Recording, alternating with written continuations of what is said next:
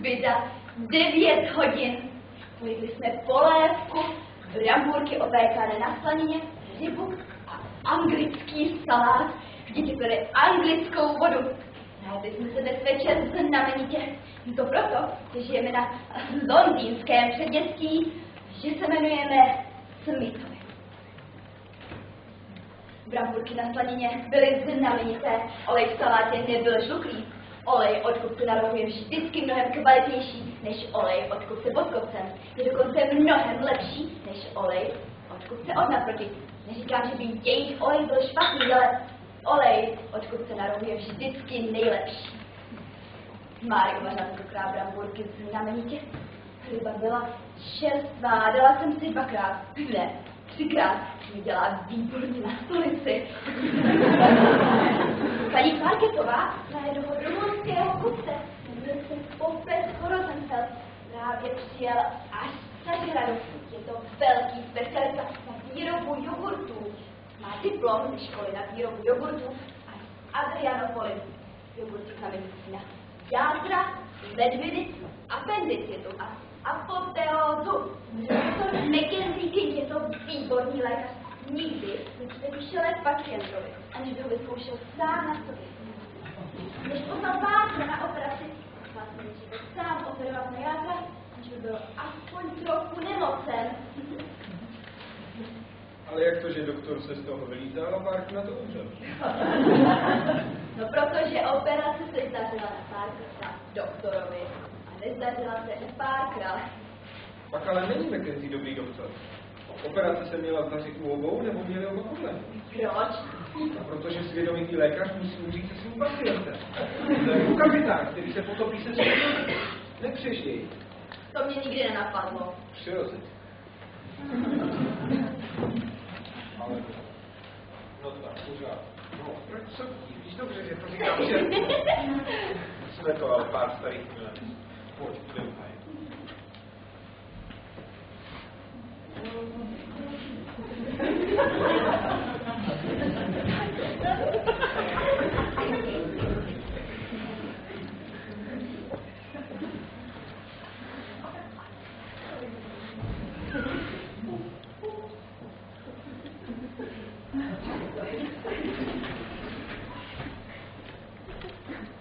Já jsem služebná. Máry.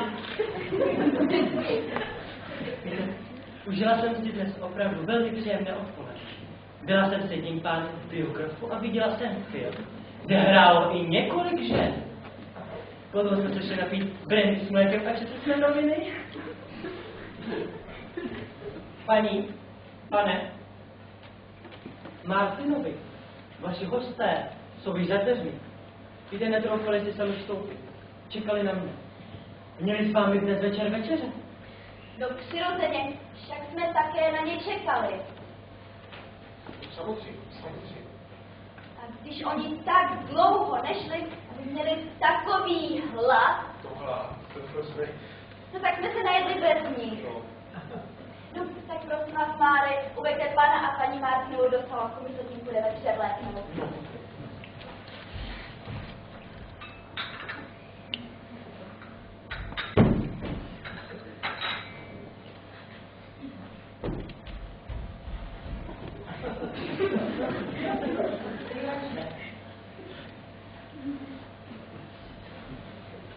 Ale abyste teda věděli, zdvořili teda rozhodně nejste. Máte chodit včas, rozumíte? Koukala to ty nočník.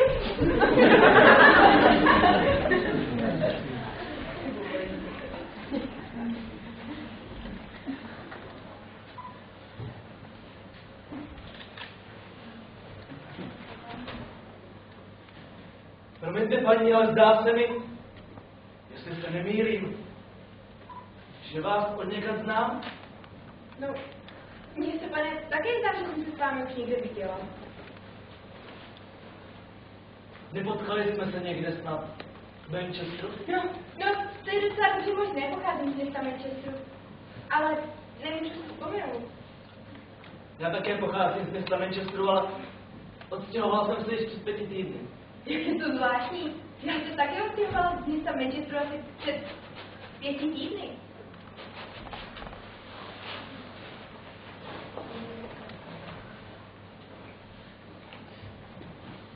Odjel jsem vlakem v 8:30 ráno a v Londýně jsem byl ve 3:45. Bože, jak je to zvláštní, já jsem také jela tím samým vlakem.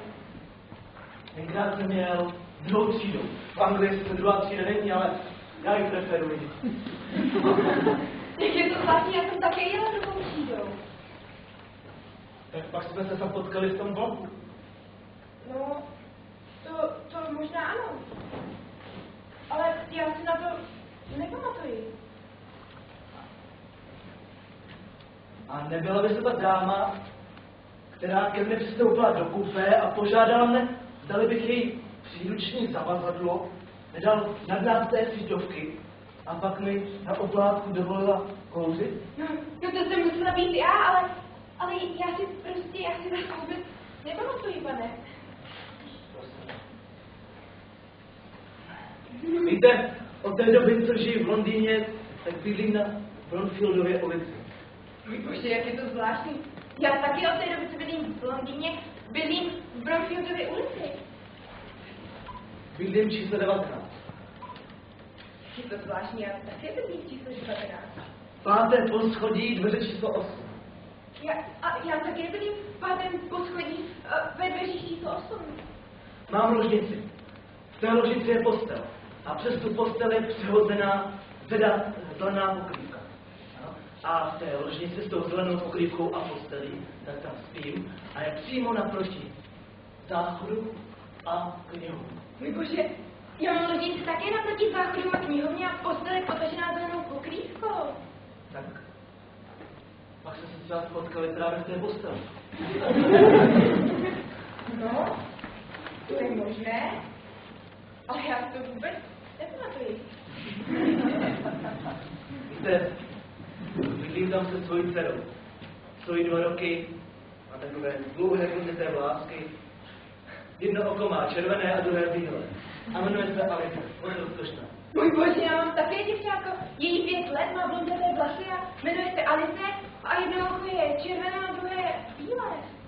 Tak pak ale není pochyb o tom, že se známe. Vy přece musíte být má vlastní žena. Ale Světo, já jsem tak rád, že jsem tě opět našel.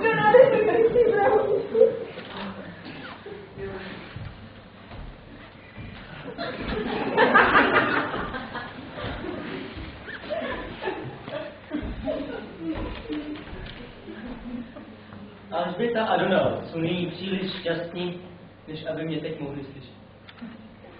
Mohu vám proto prozradit malé tajemství. Víte, on vlastně Donald není Donald a Alžběta není Alžběta. Dokážu vám. To dítě, o němž mluví Donald, není Alžbětina dcera. Ty děti nejsou jedna a ta samá osoba. Je sice pravda, že Donaldova Toruška má jedno oko červené a druhé bílé, stejně jako Toruška Alžbětina. Jenže zatímco Donaldova Toruška má červené pravé oko a bílé levé oko, Alžbětina Toruška má červené levé oko a bílé pravé oko. A tak se celý systém Donaldových výborů zhroutil, když narazil na tu poslední teorii, která ničí celou jeho teorii. I přes neobyčejné schody, které se zdály být nezvratnými důkazy, Donald a Alžběta, protože nejsou rodiči téhož dítěte, nemohou být Donaldem a Alžbětkou. On si zbytečně namlouvá, že je Donald, a ona si zbytečně namlouvá, že je Alžběta. On si zbytečně namlouvá, že ona je Alžběta, a ona si zbytečně namlouvá, že on je Donald. Trpce se klamou. Ale kdo je skutečný Donald? A kdo je skutečná Alžběta? Kdo vůbec má zájem na tom, aby trval tento zmatek? Já. Víte, nechme věci tak, jak jsou.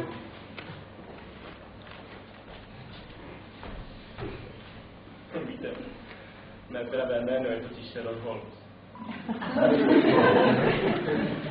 Miláčku, teď, když jsme se pochopili, snažíme se už nestat. A žijeme jako dřív. Dobrý večer, drazí přátelé. Omlouváme se, že vás nechali tak dlouho čekat. Celý den na vás čekáme, 4 hodiny jsme nic nejedli, no.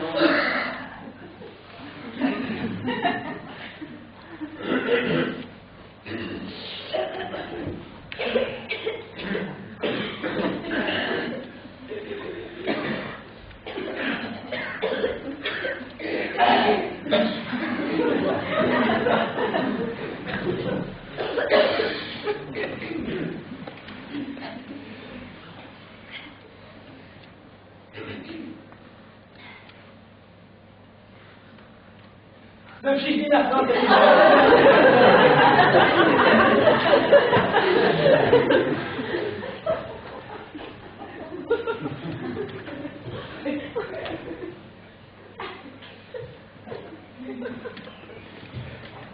A to ani není chladno.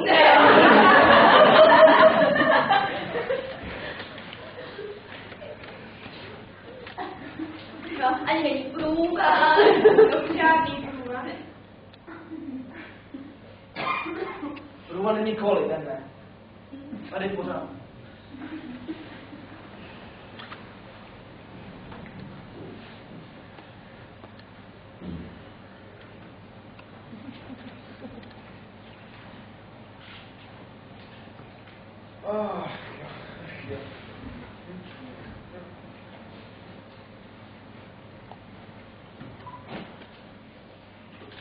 Vám něco děje? Ale no to víte, to se tak... Neděje. Je hnedka podělaný. No pane, ve vašem věku to už byste neměl. Srdce nezná věku. Srdíčko ne. To věku nezná. No, Říká se to, že? Ano, pravda.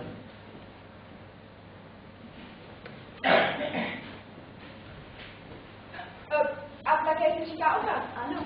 Ano, ano. Že to je... Pravda je, no... Někdo prostě... Ano!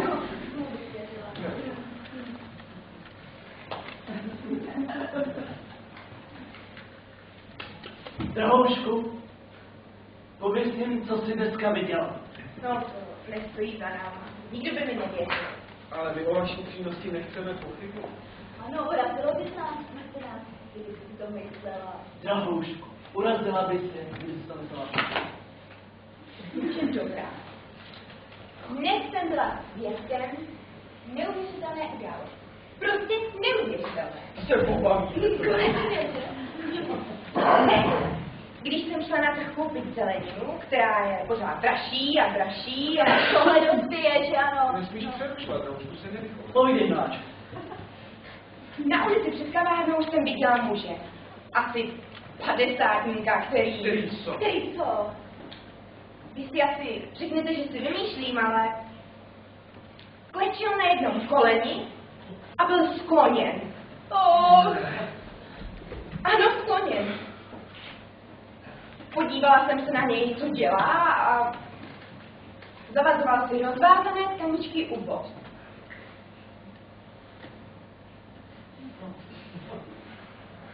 Víte, kdybyste to nebyla vy, tak bych tomu nikdy nevěřil. Proč ne? Když člověk dnes tak chodí, tak vidí různé věci. Například já dnes ráno do práce a naproti mne dráze seděl muž.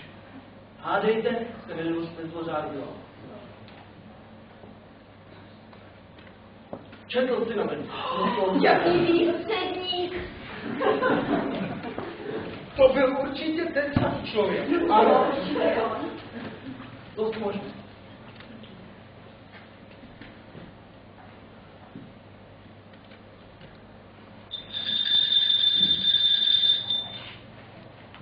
Slyšíte? Někdo zvoní. Někdo tam musí být, jdu se podívat.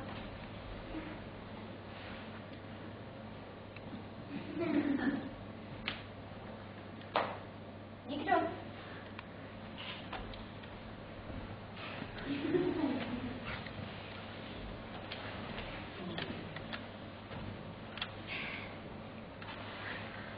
Tak já vám povím zatím jiný případ, ano? Hej. Slyšíte? Někdo zvoní. Někdo tam určitě musí být, jdu se podívat.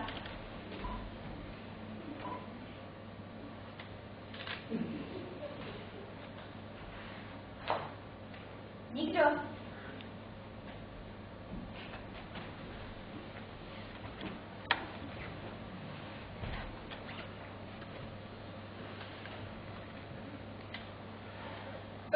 Říkal, že nám povíš další případ.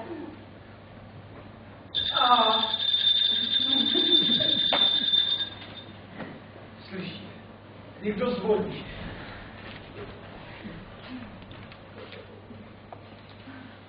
Už nepůjdu otevřít. Ale někdo tam musí být. Poprvé tam nebyl nikdo, podruhé tam nebyl nikdo. Proč myslíš, že teď tam někdo bude? Protože někdo zvoní. Není důvod. Ženy.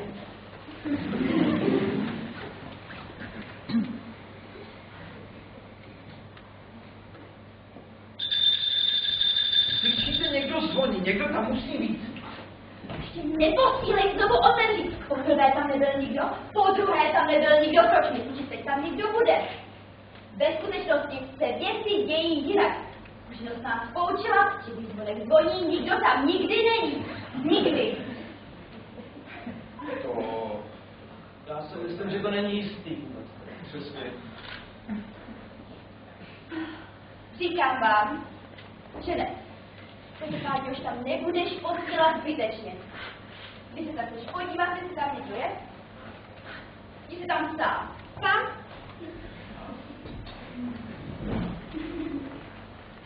To tak dobře.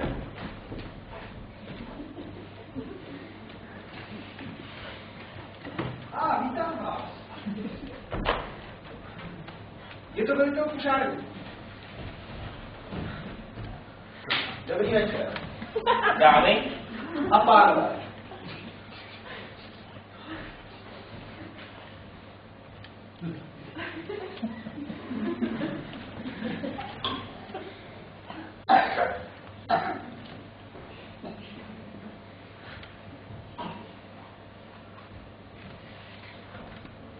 Paní Smithová, zdá se mi, že se nějak zlobíte.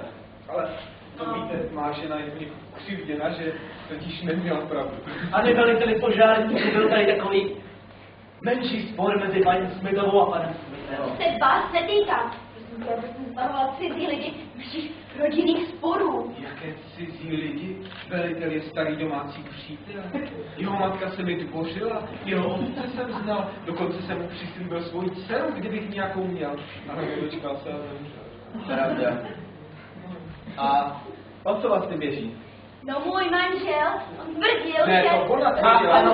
Ne, on to... Ticho! Nehádejte se. Vypravujte se, paní Smithová. Je mi velmi snadné s vámi mluvit takhle otevřeně, ale požárník je také spovědníkem, víte? Nuže? No ptali jsme se, protože můj manžel říkal, že když zvonek zvoní, vždycky tam někdo je. To je pravděpodobné, že to. No a já si zase říkala, že když zvonek zvoní, nikdy tam nikdo není. Vím, že se to zdá divné, ale je to podloženo, nikoli teoretickými důkazy, ale fakty. To je omyl, protože požárník je tady. On zazvonil, já jsem otevřel a on tam byl.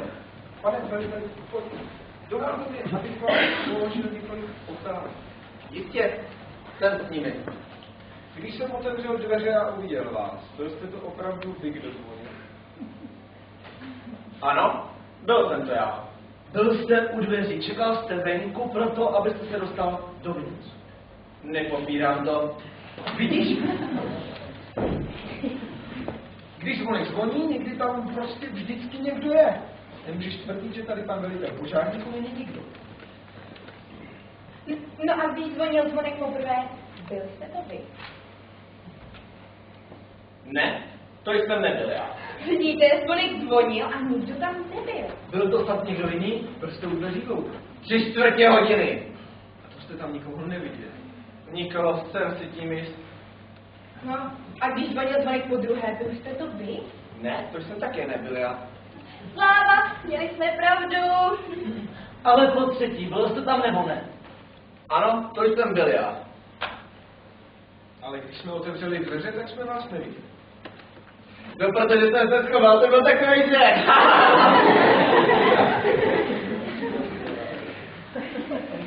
Pane veliteli, to je příliš vážná věc. My zkrátka pořád nevíme, jestli když jenom zvoní, je za dveřmi, či není. Nikdy. Nikdo. Vždycky. Mířím vás. Částečně máte všichni 4 pravdu. Když zvonek zvoní, někdy tam prostě někdo je a jindy tam nikdy nikdo není. To se zdá být logické. Já bych tomu věřila, pane. Víte, věci jsou ve skutečnosti velmi prosté. Usměšte se. Poličte se.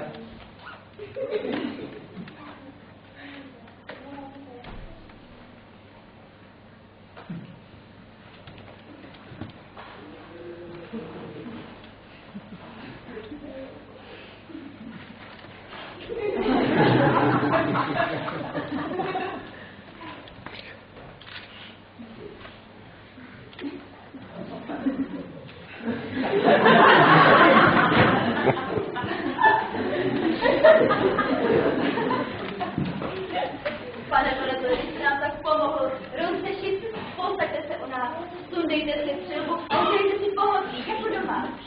Děkuji. Přilbu si tedy sundám, ale neposadím se. Víte, jsem tu ve skutečnosti služebně.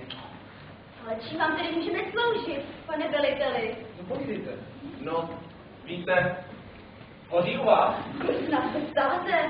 Víte, mám za úkol uhasit všechny ohně ve městě. Všechny? Ano, všechny. No, já nevím, ale myslím, že ne. Víte, tady nic takového nebude. Není spálení. To je pravda. Pane velitele, myslím, že teď vám nemáme čím sloužit, ale slibuji, že jakmile k něčemu dojde, hned vám dám vědět. Beru to jako slib. Děkuji. A u vás? U vás nehoří? No, bohužel ne. Víte, ono, teď je to vše dost špatné, s tím ohněm se moc nedaří. Ano, správně špatné. Ale víte, občas jsem tam nějaký ten ucpaný komín nebo jiskra v stodole. Ono je to teďka všude dost špatný, jo. To máte obchod, zemědělství, Brambory. banány. Ale minulý týden se jedna mladá slečna otrávila plynem. Nechala ten plyn unikat. Zapomněla? Ne, spletla si to s hřebenem. To je vždycky nebezpečné. Víte, co kdybych vám vyprávěl anekdoty?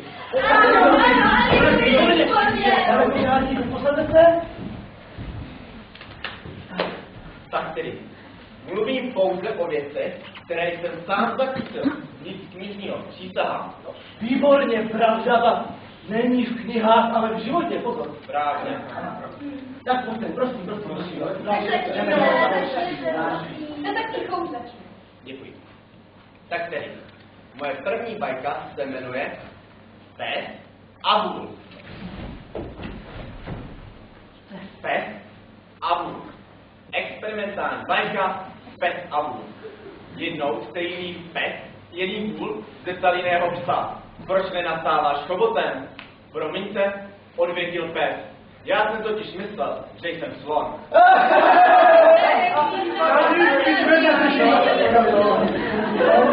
To je nejoblíbenější. Tak třeba chcete další? No a další. Určitě ji budete znát. Velmi má oblíbená. Jmenuje se Koho?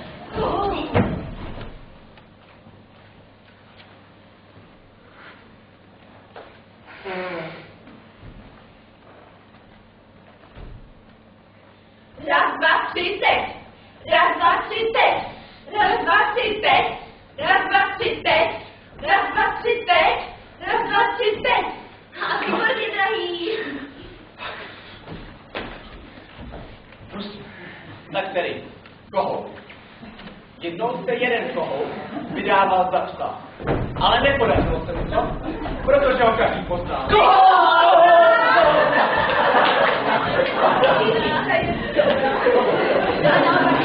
Který se snažil dělat kohouta, nikdo nikdy nepoznal. Já mám také jednu povídku. Jmenuje se Had a Liška. No ne, Had a Liška. Had a Liška.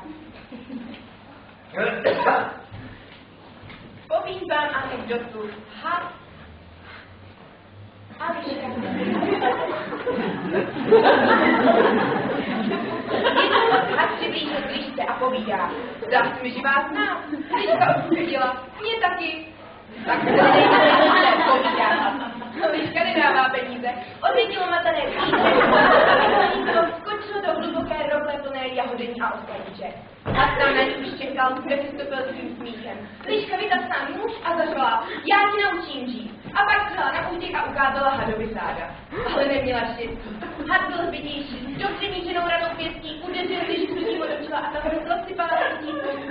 A volala přitom: ne, 4krát ne, nejsem tvoje dcera.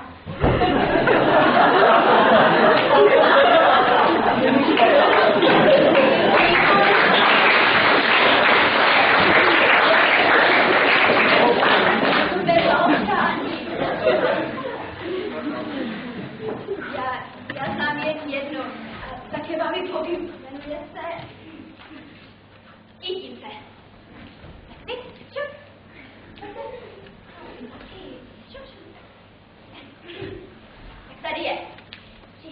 jeden snoubenec ke své snoubence a dávají květiny. A ona mu říká děkuji, ale než dořekla děkuji, vzali ty květiny a výdali. Odešel. No to je fajn.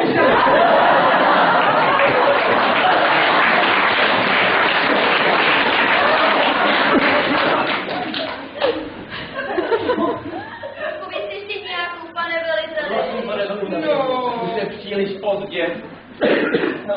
Aspoň někdo. Vás to prostředí,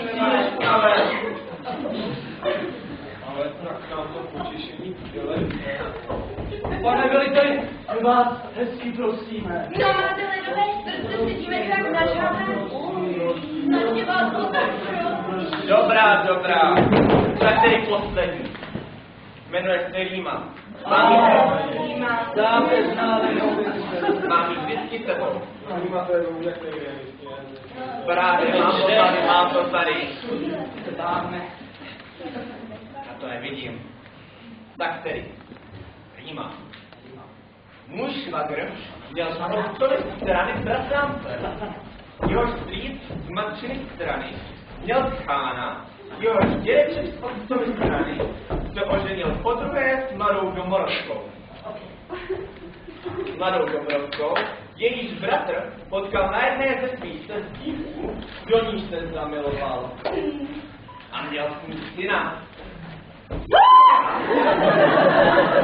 Syna, který se oženil s neohroženou magistrou farmacie a tam nebyla nikdo jiný, než neteř nepatrného důstojníčka 4. třídy, který tedy na sebe byl opravdu špatně. A jeho soukojenec pojal za chod dceru obstarožního venkovského lékaře, jenž byl soukojencem syna jistého mlékaře, jenž byl dokolekem jiného venkovského lékaře, ženatého 3krát za sebou.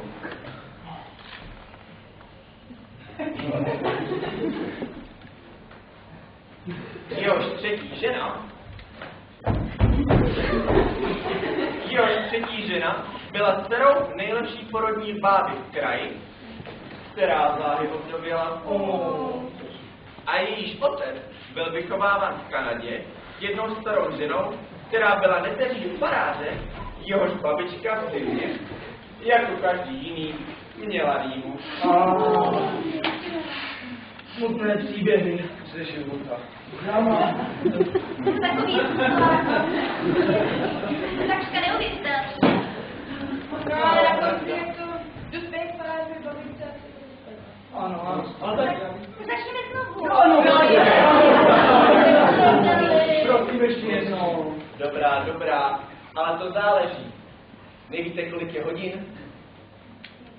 My tady nemáme hodin. A ani pendlovky? Pendlovky máme, ale oni mají smysl pro humor a milují protiklady, takže ukazují buď o 6 hodin více nebo méně než já.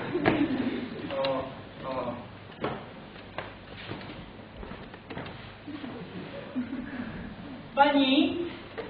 Pane? Co chcete? Co tu chcete? Doufám, milý pane a milý pane, že mi proměnete a dámy a pánové také, víte, chtěla bych vám také vyprávět nějakou anekdotu. Čeho se to mícháte, Márek? Kdo si myslí, že je? To je věrné místné, já bych to opravdu nedělal, šel to. Je to ono. Teď. A tady. Není možná. Není možná? Tady? To všechno má znamená. A jak? Jsem tak ráda, že vás zase vidím. Konečně. To ona uhasila můj první plamen. Víte, já jsem takového mama.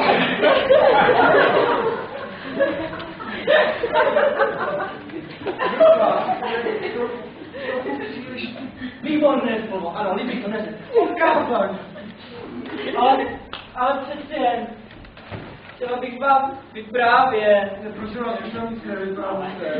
Ano, jděte, Márek, jděte pěkně do kuchyně a vyprávějte si tam své básničky zcela před zrcadlem. Máry, vy si vyprávíte básně před zrcadlem? také dělá. To nic nedělejte. No ale dnes ráno, když jsi tam byl, tak jsi mě neviděl. Já tam ještě nebyl. Ale přece jen, zarecituji vám báseň, ano, souhlasíte? No pojďte, jsem příliš tudohlavá, Máre. Tak dobrá, když nic nenamítáte, zarecituji vám báseň. Nazval jsem jí Oheň. Na počest pana velitele. Tak tady, oheň. Svíčky smrků hoří v lesích a chytlo od nich kávu. Zámek začal hořet. Les začal hořet. Muži začali hořet. Ženy začaly hořet. Ptáci začaly hořet. Ryby začaly hořet. Voda začala hořet. Nebe začalo hořet. Kouř začal hořet. I popel začalo hořet. Všechno začalo hořet. Hořet.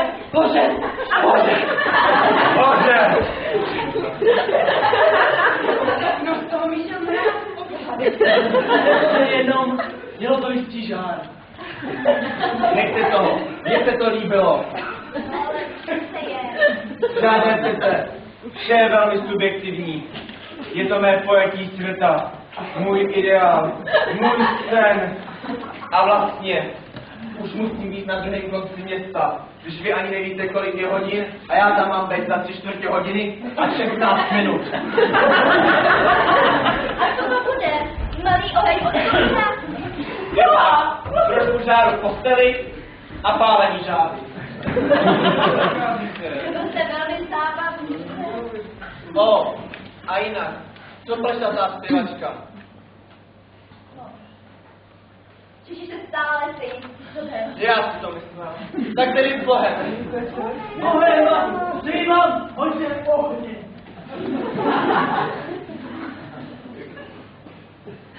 V létě, uprostřed malého lesíka, vysela mladá žena zmrzlá na kost. Začala divoce létat. Kukukuka, nakukovala od jinca k níku, ale kde nic. Později se proslýchalo, že se bílého koně změnil sám Hastrman, ale kdo ví? Lidé si všimli, že nějaký člověk nakupuje dveřmi všech rybářských strubů. A to každý večer. Později se proslýchalo, že se bílého koně změnil sám Hastrman. Ale kdo ví? A později se proslýchalo, že se bílého koně změnil sám Hastrman. Kdo ví? Později se proslýchalo, že se bílého koně změnil sám Hastrman. Jenže kdo ví? A bílý Hastrman se proslýchal, že se změní bílého koně.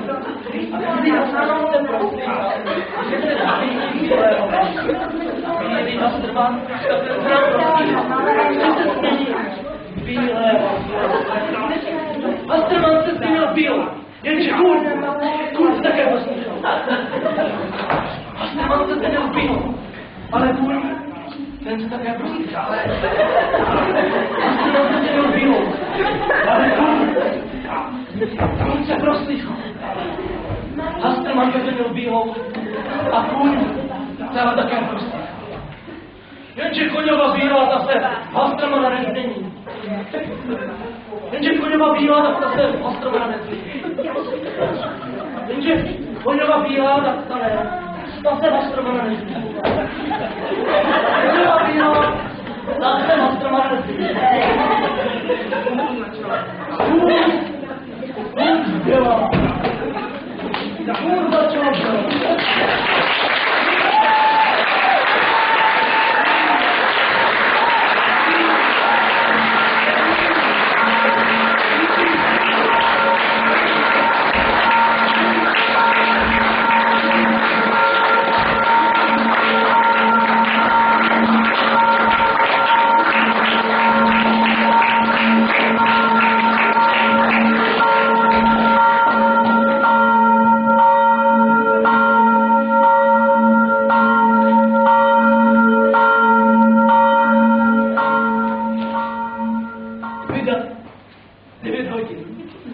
Výborně jsme se najedli. Měli jsme polévku, rybu, brambory na slanině a anglický salát. A vždypli anglickou vodu. Oběd byl báječný, znamenitý. Ale to je tím, že bydlíme na londýnském předměstí a že se jmenujeme Martinovi.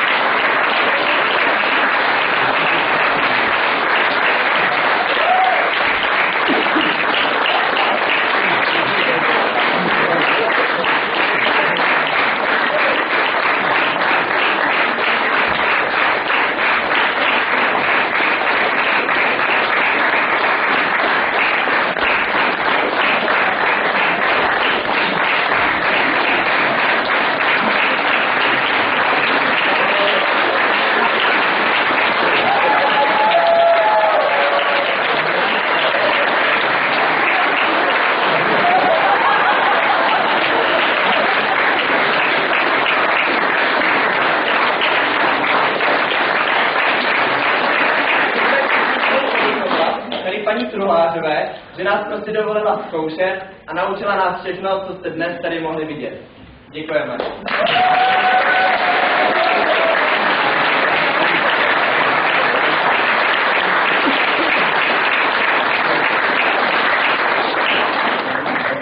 Kdyby nebylo nic, tak bych to taky tak úplně nenaučila. V tom taky veliký podíl.